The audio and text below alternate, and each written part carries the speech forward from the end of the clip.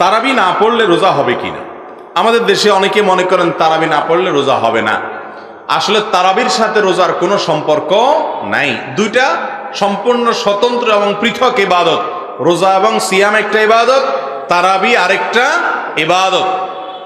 যদি কেউ কোনো কারণে তারাবি পড়তে না পারে, তারপরও তাকে ওই দিনের রোজা রাখতে হবে।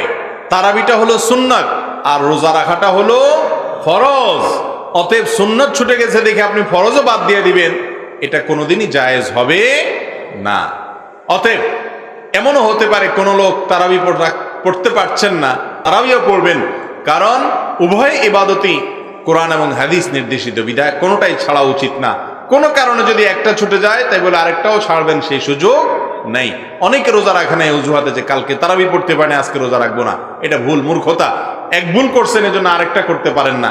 অতএব রোজা অবশ্যই রাখতে হবে।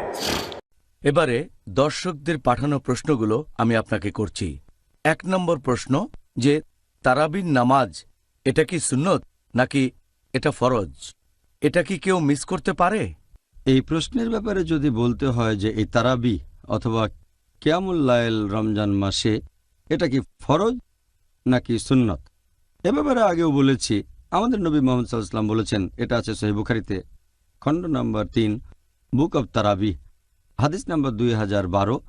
এখানে বলা হয়েছে যে মুহাম্মদ সাল্লাল্লাহু আলাইহি ওয়াসাল্লাম রমজান মাসে মসজিদে কিয়ামুল লাইল পড়লেন আর লোকজনও তার সাথে পড়ল। পরের দিন খবর ছড়ালো, সেদিন নবী আসলেন আর পুরো মসজিদে ভরা লোক। তৃতীয় দিনে অনেক মানুষ, আর চতুর্থ দিনে যদিও মসজিদে অনেক লোক, নবী ইচ্ছে করেই সেদিন মসজিদে এলেন না কিয়ামুল লাইল আদায় করার জন্য। তারপর ফজরের নামাজের সময় নবী বললেন, এমন না যে আমি জানতাম না মসজিদে অনেক লোক আছে, তবে আমি ইচ্ছে করে আসিনি, কারণ আমি চাই না রমজানে কিয়ামুল লাইল তোমাদের জন্য ফরজ করা হোক। তাহলে এই হাদিস থেকে আমরা জানতে পারি যে এই নামাজ ফরজ না।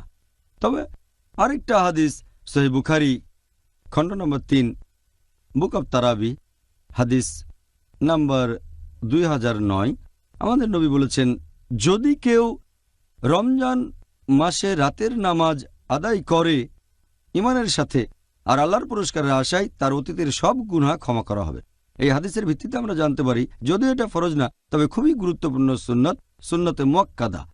তার মানে নবীর যে সুন্নত গুরুত্বের সাথে সুপারিশ করা হয়েছে, যদিও এটা ফরজ না, এটা সুন্নতে মুআক্কাদা, খুবই গুরুত্বপূর্ণ একটা সুন্নত।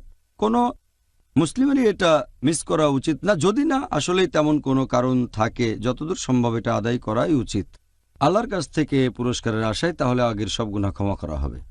জাযাকাল্লাহ খায়ের।